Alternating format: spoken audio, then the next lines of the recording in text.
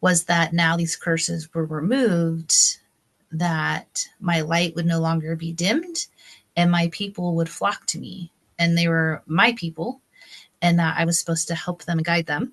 Health issues and knowing and all that stuff didn't start until after I had my first Reiki attunement, which was another thing that was brought up during the session with the ladies, was that kind of like unlocked stuff and like activated the curses.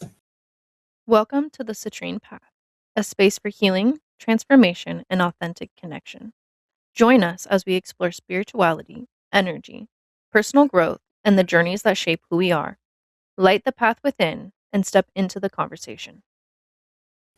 Hello, everybody. Welcome back to another episode of the Citrine Path. So this one is going to be kind of a really interesting and cool conversation about an experience that my mom had a while ago that kind of sent her down a whole new trajectory of her path. My name is Amber. I'm one of your co-hosts here. And I'm Patsy, your other co-host with Violet Elements. So to start off, how's your morning going, Mom? So far, so good. I'm awake. I've had a little snack. And I have coffee made, but I don't have creamer. So I'm debating if I want a DoorDash creamer or if I'm just going to drink the coffee. So that might change how my morning goes. You'll probably DoorDash them. I probably will. How's your morning? It's going pretty good. I stayed up a little late playing Sims, so I'm a little tired, but it's okay. It was worth it. You're so funny. So how did you get started with this situation? Kind of explain it to us, what in your words, I guess, what happened. Okay. I was invited to participate in a women's retreat, doing my oil thing that I do. So what I was asked to do was to use essential oils to help release and kind of remap a trauma. And it's not that we're like fixing it. It's not really has to do with counseling or anything like that. It's the person doing their own work. But just as they're doing their shadow work and their journaling and coming up with affirmations to say and stuff like that, you just pair it with an essential oil. So I was doing my little presentation talking about it. And one of the ladies that was there and the lady that was hosting it,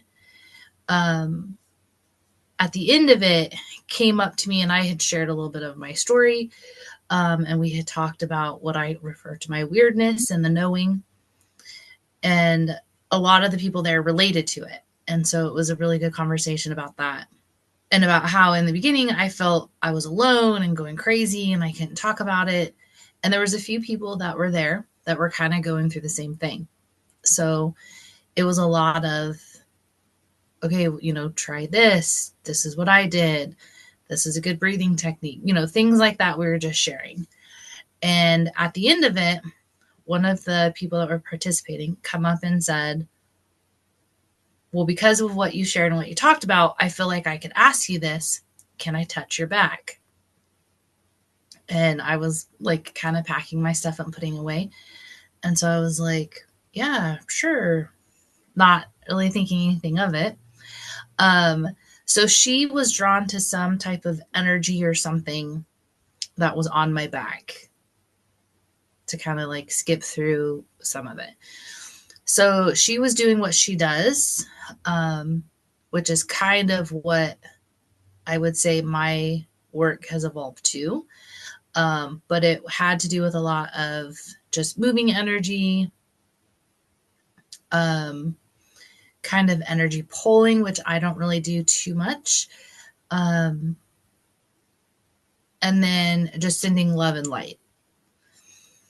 So when she was doing that, I was getting knowing from her, which, like, anytime I'm really close proximically, okay, when I'm really close to somebody, It's too early to try to go back through and repronounce that. Anyway, when I'm really close to somebody, sometimes I don't even have to be working on them or trying to get anything from them to get something from them. So I was getting stuff off her while she was working on me.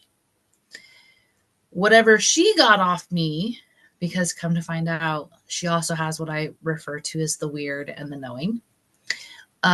She went and talked to the lady that was hosting the event, that was like the main facilitator of this retreat. And she wanted to talk to me after she had explained to her what was going on. So that's when things kind of got, even though it was kind of already weird, like really weird, and not necessarily in a bad way. So when I say weird, I just mean something different than normal, but I don't mean it in a bad way. And I usually tell people all the time, like, oh yeah, I'm super weird. Because if I say it first, then it stops them from having to say it. And it usually makes them laugh, because usually if I say it in a conversation at that point, they have already thought it. So just keep that in mind. When I say weird, I don't mean it in a bad way. Back to my story.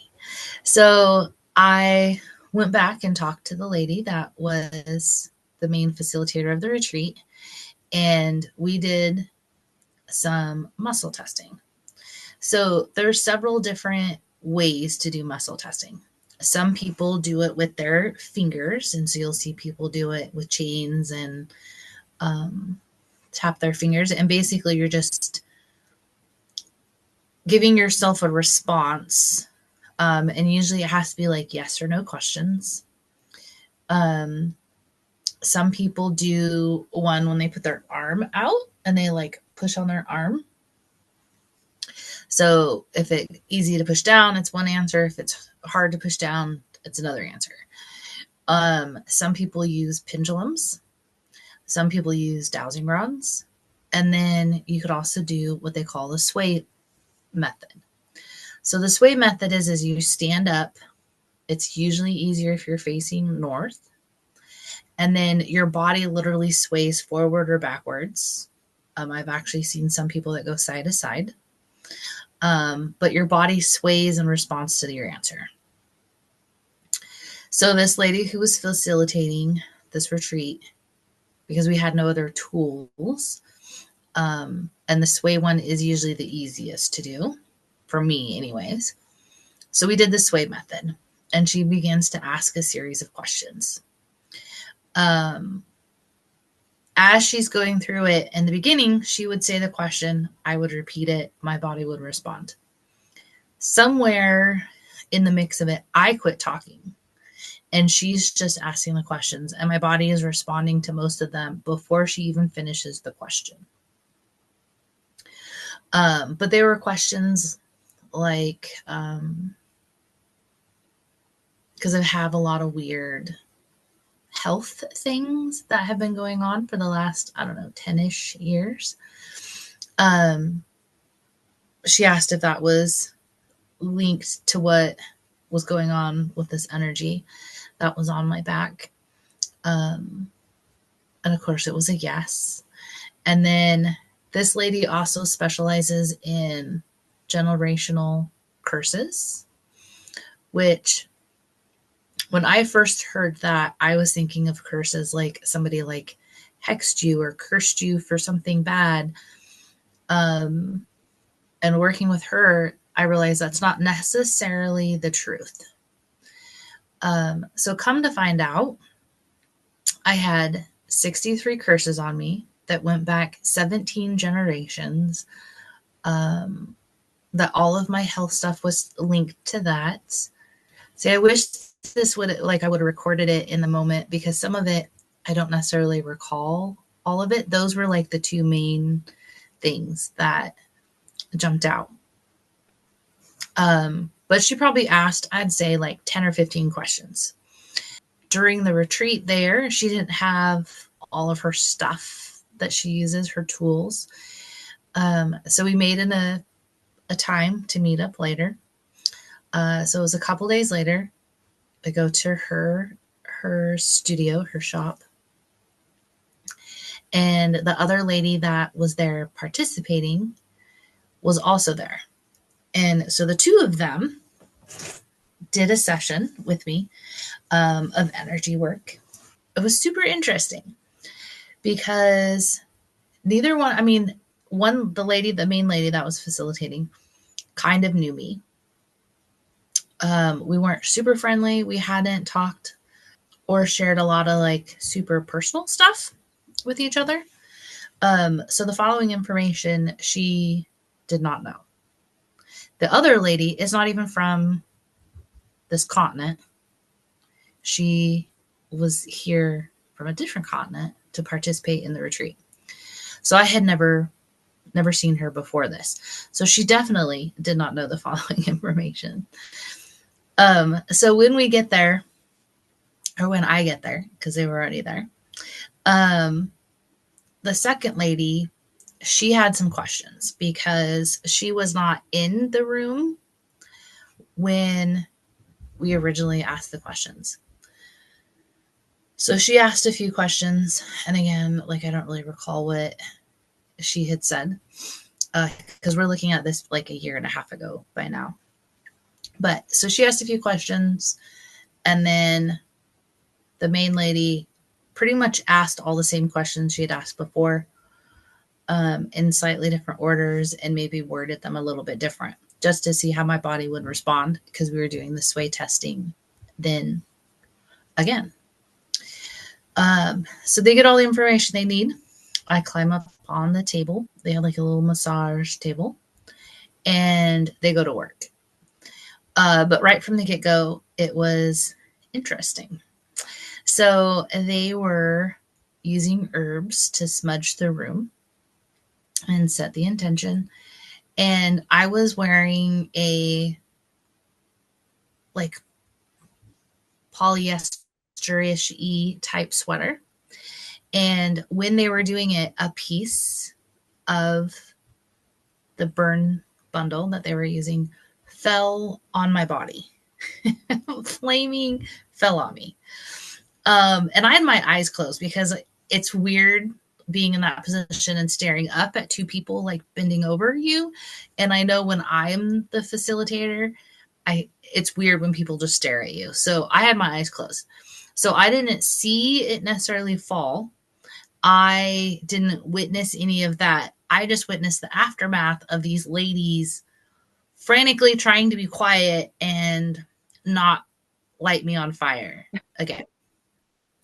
So they're, bustling around and doing their thing, and then they're quiet.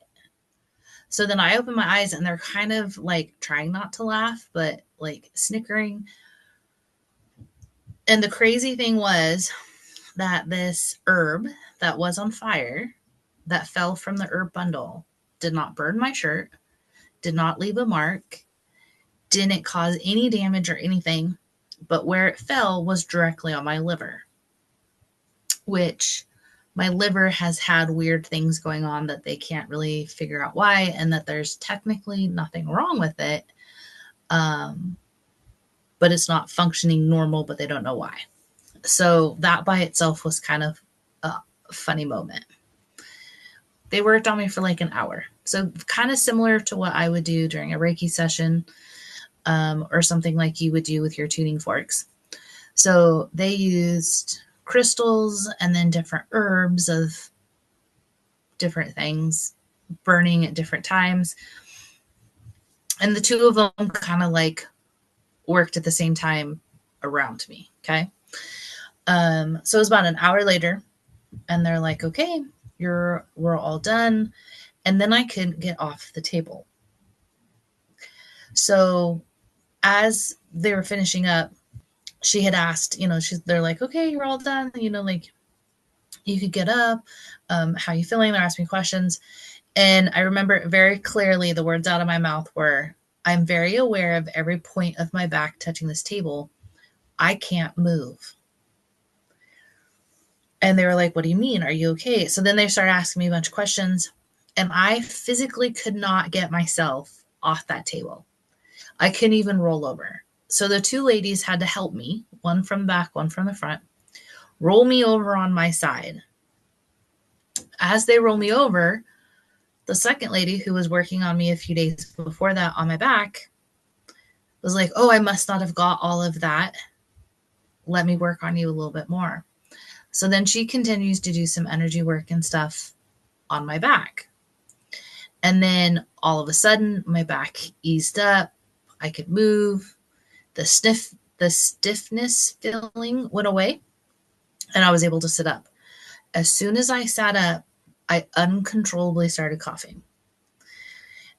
So much to where I was like, couldn't breathe, and it was like trying to catch my breath in between coughs. And that went on probably for like a good 10 or 15 minutes. They did get me water, like do all the things. But it just wouldn't subside. As I'm coughing, they're explaining to me what they got off me, like the knowing, the intuition that came and things that they had seen. And it was just wild. Like at the time, I had a hard time wrapping my brain around it. I didn't really, it was one of those things like everything they said made sense and clicked, and I could relate it to and tie it to something in my life, in my family history, all of that. But then on the same side, other things they were saying was so far out of what I could imagine, it was hard for me to believe. It was almost like not me kind of a moment. Like it can't be me. Yes. Yes. And stuff that they were saying had to do with like past life stuff. And so that was before you had started down your thing. And this is what kind of guided me to go down the path that I've gone down. With that, it had like, they had said different ways that I had died, which was super interesting because all of the ways I had died is wrapped around a fear I currently have in this life, which was really odd. I've had a lot of issues with my legs and muscle stuff to where I've had significant testing thinking I had like different muscle disorders and vascular disorders and like all this stuff. And come to find out they had recalled a time that I had died, or I can't remember if I died at that adventure or if it was just like torture that my body had gone through. But it was weird that it was linked to that. Like, if that was true, that was a direct correlation and could explain the issues I was having. And that's why it was kind of so wild. We did some more sway tests afterwards because the second lady had some more questions because of what she got and picked up. She wanted like clarification or confirmation, I should say, on what she picked up. So she asked some more questions, and she didn't ask directly if I was Native American during the sway test, but she had seen it in my past lives and in my current life. And so she just flat out asked me where the Native American and Indigenous heritage comes from. And she said, I feel like, and she's like naming off all of the other things that like summarized everything. And she said, I think it's all linked to this. And I said, yeah, on my dad's side of the family. And so that was some of the information that she could not have known. I mean, I don't really look Native American. I don't like advertise it on my Facebook. I mean, she's not a Facebook friend. I've never met her before. So that was kind of out of. It's one of those cards you keep close to your chest. Yes. Yeah, absolutely. So, but since we had never met each other before all of this, like she wouldn't have been able to know anyways. And the other lady and I weren't close enough to where that was something that was shared. But yeah, and she hit it right on the head. And that was the first time she said, or I'd heard anybody bring up towards me about being a shaman. And I always, and I'll be honest, responded to that in a negative thing when somebody else said, oh, I'm a shaman and et cetera, et cetera, et cetera.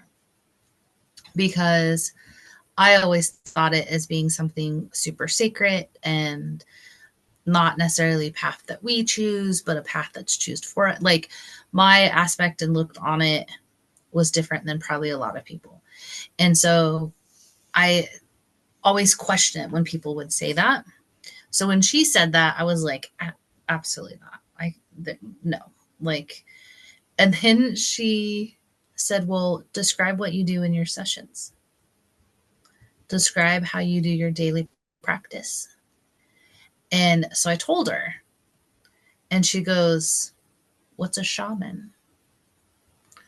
And that was kind of when I had the first aha moment of, oh, I absolutely do practice in my daily practice and in my sessions very things that are very shaman like.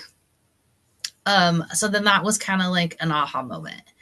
And then down the rabbit hole, everything went. But the aftermath, kind of how we were talking about how past life regressions can like be life changing and stuff. This session with these ladies absolutely was life changing. One of my things is a fear of water. And I absolutely love water. I'm always drawn to it. I always want to be by the ocean. I want to go to the lake, but I don't ever go in the water. And just for clarification, she is so scared of water, she will not even put her face in the shower, like under the shower head when she takes a shower. Yeah, I do now, but before, absolutely not. Yeah, absolutely not. And I don't like I won't take a shower in small showers because I feel like I can't get away from the water. Like it's a whole thing. But that was one of the things that these ladies was able to get. They knew right away that I had a fear of water. And they got the knowing that I had drowned in a past life, which is funny because I have a couple memories. I think it's the same memory, but almost from like a different point of view, that I drowned or almost drowned. And I've brought it up before when I was younger, like middle school age, and was basically told like, oh, I don't remember that happening when we anywhere, like from my siblings and family members and stuff. So, and I had never really talked to anybody about that or really shared that outside of when I was younger. So she was like, oh yeah, no, you drowned in a past life.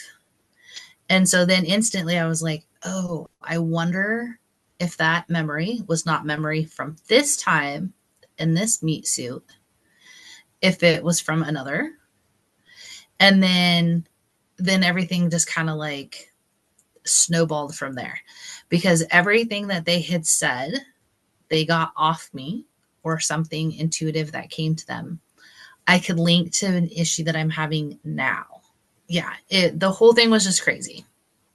And it wasn't just like a couple, like 2 or 3 different situations. There was like 12, right?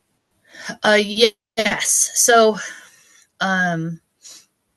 there was things like how I like to sit still. When I mean I could sit still, I mean I could sit in the same spot all weekend long and not move. And totally content and happy. And they mentioned that and said, oh, is this a thing you still do? Because this is what I got of what happened before. Sensitive to my throat. For example, I'm wearing a V-neck shirt now. I used to be super weird about my throat. Like even if my hair like would touch my throat, it would bother me. My necklaces had to be like, they couldn't be super heavy. They couldn't even be like anywhere halfway close to my throat. shirts, like anything. I'd be always constantly like pulling on it, even if it wasn't really touching it. And they were like, oh, yeah, you were hung in a past life. They're like, do you have a weird thing with your throat? And I was like, I do. And they're like, oh, yeah. And then she was like, and this was kind of one of the funny things. She was like, oh, it's okay. She's like, you didn't lose your head. You were just hung. Like it was like so normal to talk about it. And yeah, so I was just kind of in awe. But one of the other things they brought up was being Pleiadian. They had asked when we were doing the sway test, that was one of the questions they did at the end, because this lady said, the second lady said that she was getting something from that about that type of subject, but she couldn't pinpoint what it was. So she asked during the sway test if I was a direct descendant from a Pleiadian. And my body responded yes before she even finished the word. I did not know what that was. And she had asked a couple other, I don't even know what it classified as, species, energy entities that are like in the same group. I didn't know what none of them were. My body responded no to all of them except for the Pleiadian, which that was what she thought I was. So then I had to go home and Google that stuff. And then, so it was stuff like that I was questioning myself of, oh, did that really just happen? Did they really just get all this stuff off there? And then I was like, oh no, I can't be some galactic superstar energy, so like that stuff was really far-fetched at the time. And I had a hard time like kind of digesting all of it. But then being like, oh, they got everything else, Native American, all of my health stuff that was going on, like all these other things they got right and made sense and was like on the nose. And so I kind of had a conversation with myself of like, oh, this is just like Jerry Springer when they get up there and they do the lie detector tests and the person passes 3 of the questions but fail the 2 majorest ones on the test, and they're like, nope, the machine was wrong, I was telling the truth.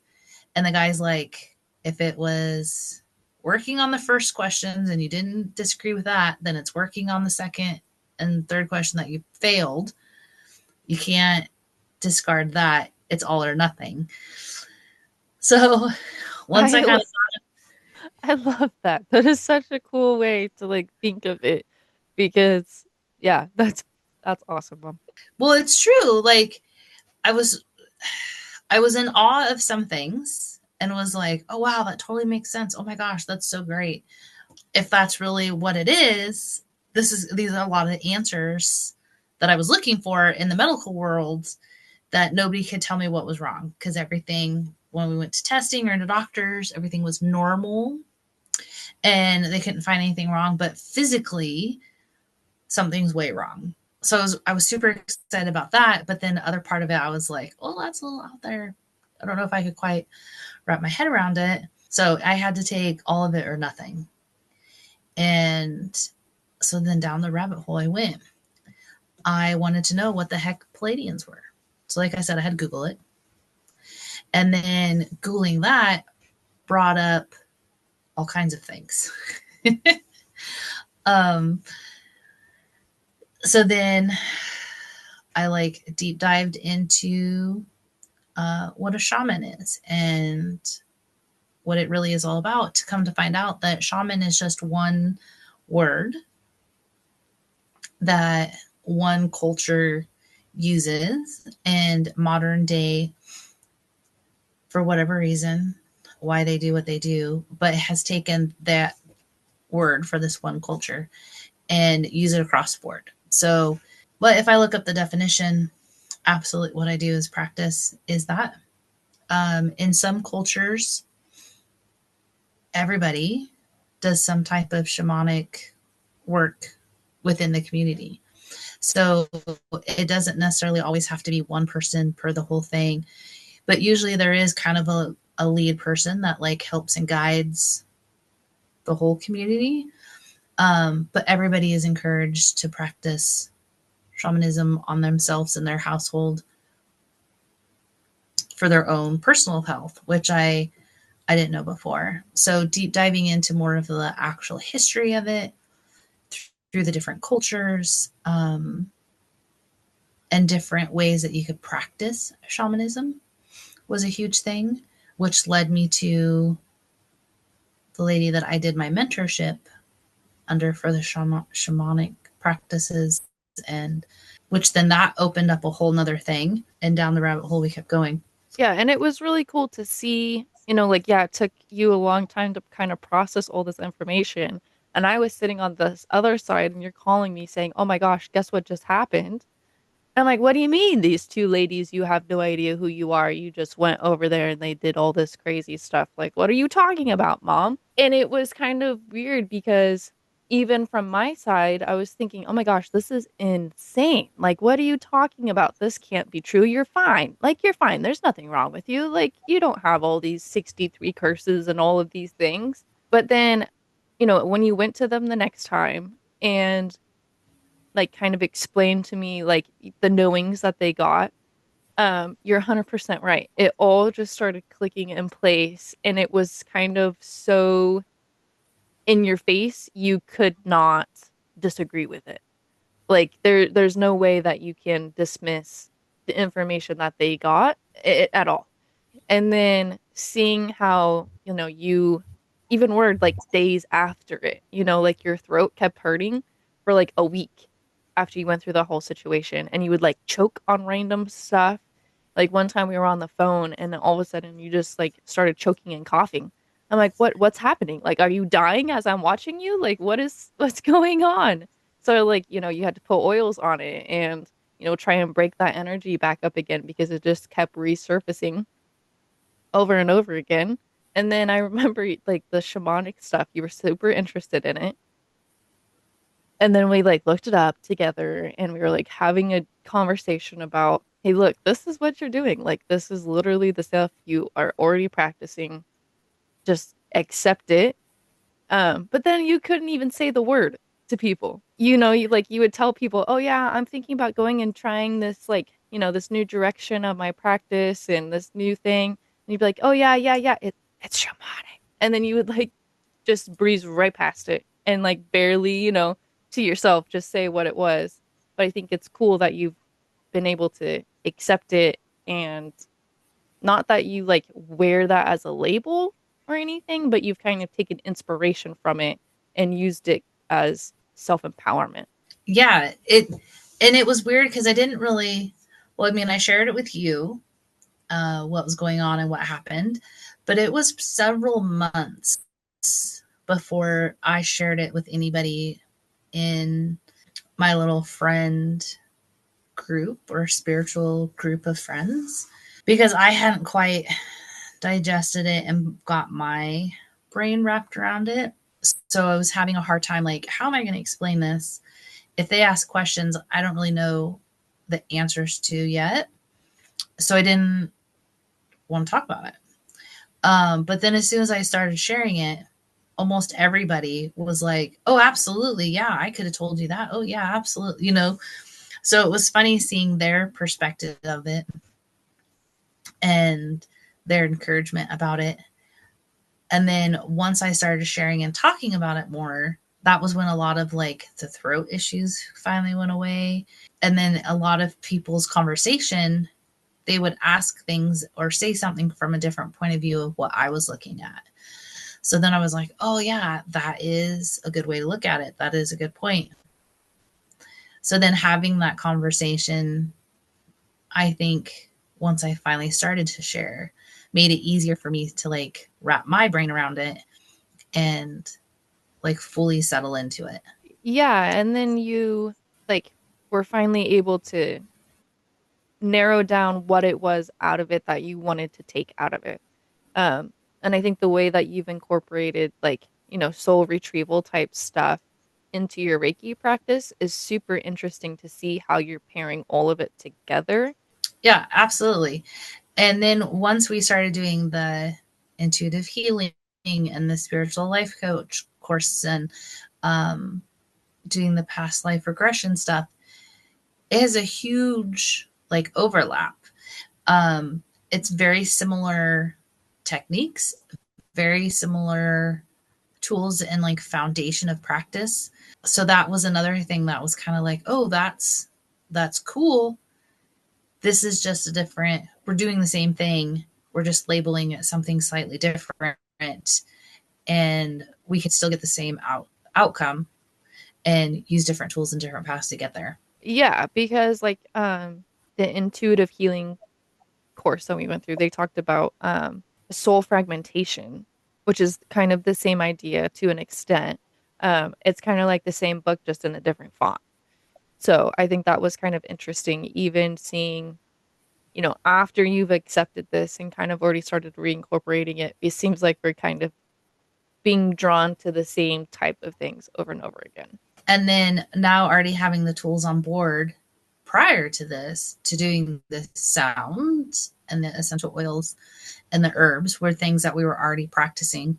So now kind of having the ability to layer it all together, and hitting all of the senses from all the way around has been really cool. Like integrating that and coming up with protocols and customizing stuff that way has been super fun. Like we're still playing around and experimenting with it, but that's the cool thing is we keep learning and growing and meeting new people. Since then, I would say a huge influx of people I have met and who has came into my life kind of on the same journey or just starting their journey, which was one of the things that was brought up during the session with these two ladies, was that now these curses were removed, that my light would no longer be dimmed and my people would flock to me. And they were my people,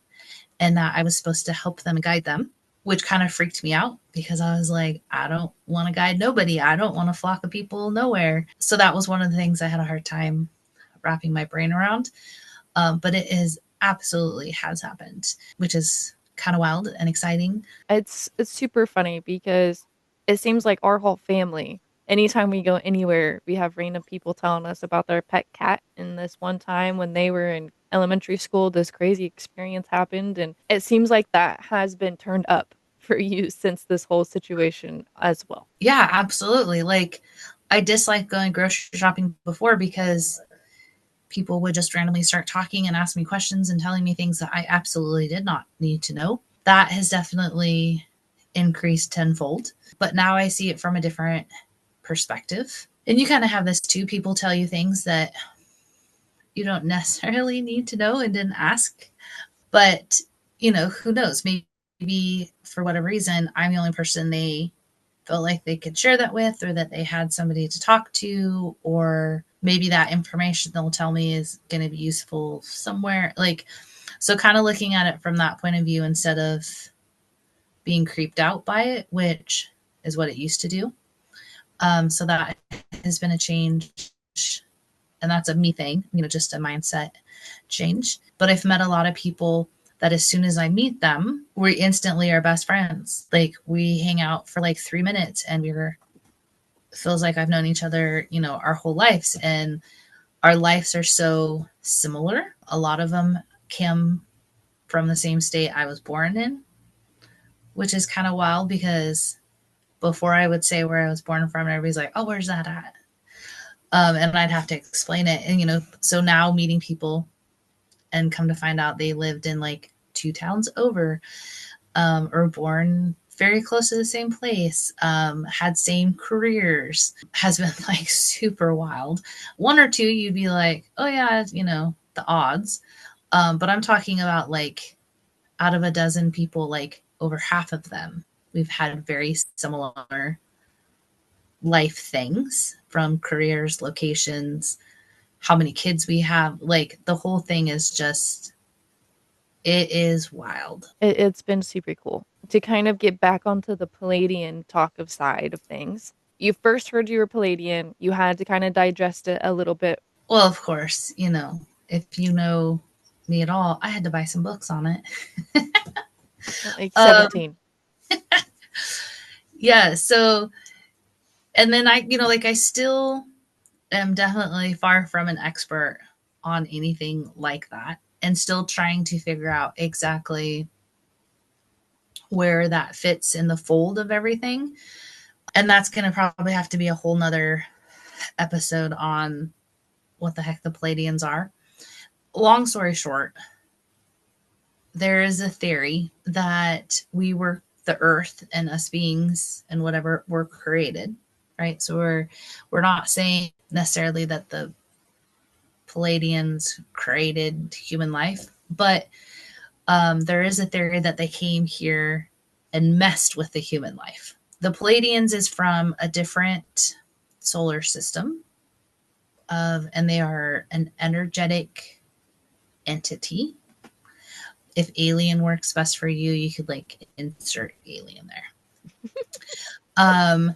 And there's lots of them. So the Pleiadians aren't even, I would say right now, I would say it's probably one of the more popular ones that's coming forth.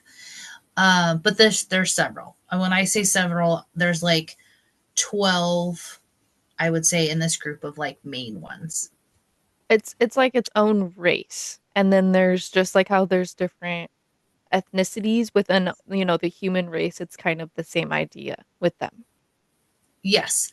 And then add solar systems into that. So then there's some from different solar systems. So it'd be yeah. So it kind of like that mindset, and then add several different solar systems, and each solar system has its own group. Yeah. And to clarify Um, how they messed with the human race real quick. So the theory of it is when you go to the museum and you see the evolution of human and it's like a monkey that's a little less monkey, and then oh, this monkey that's kind of not as monkey, that kind of thing. And then there's a huge jump between the last two where all of a sudden it went from monkey walking on 2 feet to human. And there's this huge theory about how in that chunk of time they came through and changed our DNA to make us evolve faster. Because, anybody can look it up. Science does not understand to this day why that is so an extreme change so quickly. Um, and people believe that's why. yes. And they theorized that there was almost like a galactic war that was going on, and Earth, in theory, was supposed to be off limits. For whatever reason, they weren't supposed to interfere, and somebody did. So then, as soon as one of them did, they were like, "Oh, well, basically, to dumb it down and make it a short story, one did. So then another one's like, well, I'm going to do it. And then another one's like, oh, well, you can't do that because it's changing this, so that I'm going to fix it and do this. And so that's why there's a classification of 6 or 7 different types of DNA. And that can be proven with science. There's different classifications, and they could link everybody back to I want to say, I think it's 6 or 7 groups. Almost everybody is tied to one of these groups because their DNA is similar. So that's the theory, that they came down and these different groups of energetic beings from outside of our solar system messed with our DNA, or spliced their DNA into ours, which created us to evolve to who we are, and etc. And each one has slightly different characteristics. And I don't know all of them. I don't know all of the names. I can't pronounce a few of them correctly, I'm sure, because I have an issue with that anyways. But yes, so it's super wild. And looking up the Pleiadians and the characteristics, so it says if you are most likely, these are your characteristics. These are the type of jobs you normally have. These are the places you like to live. All of these things is me to a T, which is the kind of the mind blowing side of it also. Even to the point of, you like to look for these characteristics in a mate. which is almost dad to a T. So like really weird things like that are like, you can't dismiss it because it's so in your face, but then it's so out there, it's kind of hard to like think about. But one of the things that really drew me to the Pleiadian stuff after I looked into it was the type of energy work that Pleiadians use, do, teach, was something very similar to what I was doing at the time with my Reiki practice. And so that was kind of an aha moment. And you've experienced this a little bit when you're like, oh, this is hurting or this feels weird. And I just run my fingers across you and we'll find 2 points of like, oh, does this hurt here? And I'll push and I'll be like, okay, great. And does it hurt here? And several times you're like, oh, I didn't even know that hurt there. Quit pushing on it. And I'm lucky enough, I'm still young. Like I don't get the aches and pains yet, Last time she was here, I was like, man, my back's kind of just tight today. Like I just slept a little wrong. And she did that and I about jumped through the roof. Like she found a knot that was so big, like under my shoulder blade, I didn't even know existed. Yeah. And then just using my fingertips and then imagining the like light going through and like, yeah. So it's very similar to what the Pleiadians use and they call it light work. And I've always said that like when we sign off, go forth with light and intention or love and intention. Yeah. So that was just another thing that was like, oh, that's interesting. But they call it light work. They don't call it energy work. But then the techniques and things that they use with that is very similar to Reiki. And a lot of my weird health issues and knowing and all that stuff didn't start until after I had my first Reiki attunement, which was another thing that was brought up during the session with the ladies, was that kind of like unlocked stuff and like activated the curses. When you first got certified in Reiki, I was a sophomore in high school. And it was kind of like out of the blue when you did that. It wasn't like, something that you had talked about. It wasn't like you were going and seeing a Reiki practitioner yourself. Like nothing like that in any sort. It was just, oh, hey, this is what we did today. And this was way before I even started getting into any of this. And then it was like almost overnight, you started having health issues. Like, 2 months later, you got that funky thing on your foot and was hospitalized and they thought you were dying. Like crazy, crazy, crazy stuff just out of freaking nowhere. Yeah, I had never experienced Reiki. I did not know anybody else that did Reiki. I just all of a sudden was having a lot of, well, now I refer to it as the knowing that was going on. So that was back when Google was a baby. And I was like just Googling stuff, trying to figure it out. There wasn't a lot of information on Google at the time. The only thing that popped up really was this lady's website. And I want to say it was called Healing Hands or Helping Hands. I think it's Healing Hands. I emailed the lady because back then that's what we did. We didn't have text message. So I emailed her and she responded back and just happened to have a class in just a few days and just happened to have 2 spots left. So I wasn't going to go by myself. So I brought my number 1 murder buddy with me and had my husband go with me. And lo and behold, the day before the class, everybody else that was signed up for the class canceled. So when we went, it ended up just being the 2 of us. And that's where we met Reverend Christy. And she was very sweet, very, like, so far in this story, I have gone to several people's houses that I did not know. And red flag safeties should be going off because that's very out of my norm. But for some reason, in the story, there's 2 times where I've done that. Anyway, I just realized that. So we showed up at this lady's house that we had no idea who she was, never met her before. Of course, Joe had way more experience with Reiki and he's way more spiritual than I was. And I would say probably still is. But he doesn't talk about it, share, or show it. So at the time, I thought I was discovering all this stuff. Come to find out, I was not. He was already been there, done that type thing. And he still does that all the time, and it irritates the heck out of me. I'm like, hey, I'm trying to tell you Yeah. this cool new thing I just found. He's like, oh yeah, honey, that's great. Yeah, that will be so good for you to use. Like, what are you talking about? Oh yeah, no, like I learned about that like 12 years ago. Like, dude, come on.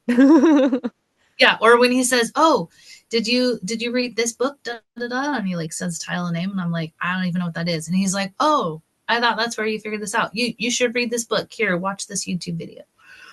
Yeah. He does it to me almost daily. But we show up to this lady's house. We do the class. We get certified, and that was kind of the start of it.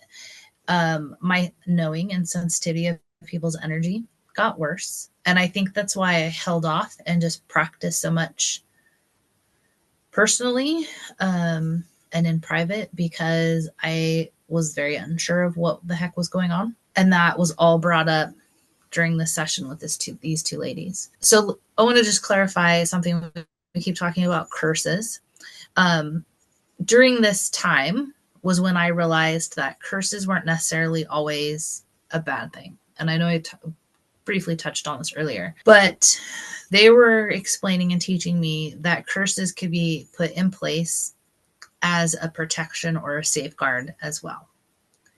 So from what these ladies had picked up and seen and got the intuition from when they were doing my session, was that they were put on to protect me, because my gifts, my knowing, my weirdness didn't always turn out with the best outcome in past lives. And that was why I had so many traumatic deaths that they were picking up on, was because of this. So when these curses were put on me, they were put on for protection, because my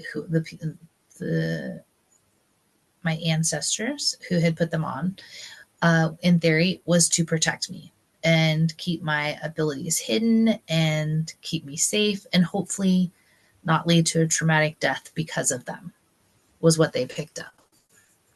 And that's what I was saying. Some of it I had a hard time wrapping my head around, and that idea of that was kind of hard to like think about, that. And they figured out that this was back 17 generations ago. To know that something 17 generations ago affects me now was kind of wild. So with doing my Reiki attunement, like activated that, because it was bringing forth my ability and adding training to that for me to hone into it. So they were saying that all these weird health things that I was getting, they felt was tied to trying to keep me down, immobile, sick, not going out into the public, all of those things, which looking back, they all very definitely did, which was another thing that was super wild about it, was to look back at it that way. Yeah, and like you're knowing, like you used to use it as a party trick type of a thing. Like, well, when I was younger, you kind of did it to freak people out kind of a thing, or, use it more as like, yeah, a party trick. And it wasn't always available from what I remember, right? Yes. Yeah. Like, definitely did it at the bars. People thought it was really funny. I could read people as soon as they walked in the bar and say all kinds of stuff about them. And they would make bets of how many things I got right. But I couldn't always tap into it. And it usually was only the first time I interacted with somebody that I could get it from. And so now that has definitely changed. And if I concentrate and like call it forth, I could pretty much turn it on and off now, which is something that I've had to learn through different trainings we've done, meeting other people that were like, oh, you should try this, you should do this, this is what I do. And then just kind of practicing it. We've said that before, like it's a daily practice. And the more you do it, it's like a muscle, the easier it gets to understand it. And then the more I share it and speak it now, I can like unravel what the clues are or what's coming through. Because it's not always black and white, straightforward. Usually it's like a smell or something that will remind me of something else that goes to this. And then when I tell somebody that whole story, something in that story is relevant to what's going on. So sharing that and telling people the whole story instead of blowing it off like, oh no, you're crazy, you just made this up in your head. Then I can be like, oh, so this smell meant this to this person and it triggered my memory of this. So then I like put that in my catalog. And then when it happens again, I'd be like, oh, well, last time this is what it was. And so starting to see kind of reminds me of John Edwards, the psychic medium guy, Mm-hmm. when he says things like, oh, what it's either this or this. And those are things that are familiar to him. Or the Long Island medium. Yeah, Teresa Caputo. Yes. She'll say, like, oh, well, when I get blood tasting in my mouth, it means they left quickly or dramatically. So it's things like that. So, like, learning what something means that I could, like, correspond it with. That didn't start coming until I started to share it with people and then realized it was, like, a similar recurring thing. So, of course, that took time. Yeah, and for people who are watching, I from what I've learned now, you can sit down and you can assign what you want these things to be with your guides. I've sat down and assigned some things to my guides with things. Some things, like Mom was just saying, we had to struggle, bust it through. Some of the things they're set because that's what it is, and that's what it is. So some of them don't make any freaking sense to me, but that's just what it is. Other ones I've sat down and said, "Okay, this symbol is going to mean this thing." And for people just starting, sit down, really meditate and have some time with you and your guides and say, okay, you could either ask them, show me a symbol for yes, show me a symbol for no, show me a symbol for relationships, and then write it all down. Because when you're first starting, that was something I struggled with, was remembering, oh man, what the heck does this rubber ducky mean again? Like, why is that popping up? Like, I don't remember. So when you write it down, it helps your brain connect the two things together, and then you'll help get speed tracked right past what we had to struggle through. And this was back before I even really had the forethought to do that. And so, yeah, so it's definitely changed. And then now if something comes up in the middle of a session, I just do the sway test, just stand there.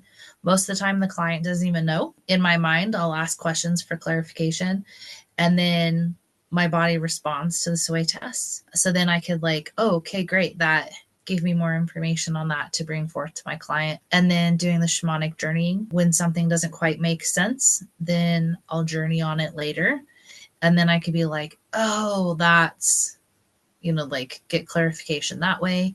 Yeah, that's what I've loved about all of this, is that everything seems so separate and so weird, but it's so easily to intertwine it and just add another tool to your toolbox. It just took me a little bit to figure out that it all could be integrated together. Yeah, but it seems like you're meant to go down this path, and it's been interesting. Hindsight's always 2020, to see how this connects to that, and this led you to this situation, and then that led you to meet this person that did this thing. And it literally is like you're just hitting all these dots on where you need to be going, and it's all getting connected. But Mama, we're about out of time, so is there anything you want to leave us off on? I would just say, just be open-minded and have an open heart about things. And even if it doesn't make sense or you can't quite wrap your head around it, don't necessarily dismiss it, because it might be useful on your path, and it might be something that you're supposed to circle back to. And maybe it's only part of what you're being exposed to or told that you're supposed to take from it. So Do I do everything exactly like all of my mentors that I've done? No. Have I learned something valuable from each of them? Absolutely. But then I'm allowed to take it and make it my own. And so don't be afraid to do that. And, follow, like, I think so far all of our guests that we've had have talked about that too, of they had to do what was right for them and what felt good. So don't be afraid to be like, oh, well, I like that, but I feel like I need to do it slightly different. Then try it and then evolve it and make it your own. And then don't worry about what others think. No, I love that. And I think that's something that I needed to learn a lot before, but it's okay. I learned now. So, thank you all so much for coming and joining. And I want to say, Mom, thank you so much for talking about this and being vulnerable and being willing to have this conversation. I know it was one that I think is really cool and really fascinating and kind of gives you the what the heck thought. But I know there was a lot of personal information and talked a lot about struggles you've gone through in this lifetimes and past ones. So I just appreciate you telling us your story like that. And for everybody watching, come back and join us next week because we're going to deep dive even deeper into Pleiadian light work, more about what it is, how to do it, how Mom incorporates it in her life now, and all of the amazing things. So, like Mom was saying earlier, go forth with love, light, and intention, and we will see you all later. Thank you for walking the path with us. Until next time, stay grounded, stay open, and keep following your light. The views and experiences shared on Citrine Path are for educational, inspirational, and entertainment purposes only and are not intended as medical, psychological, or professional advice.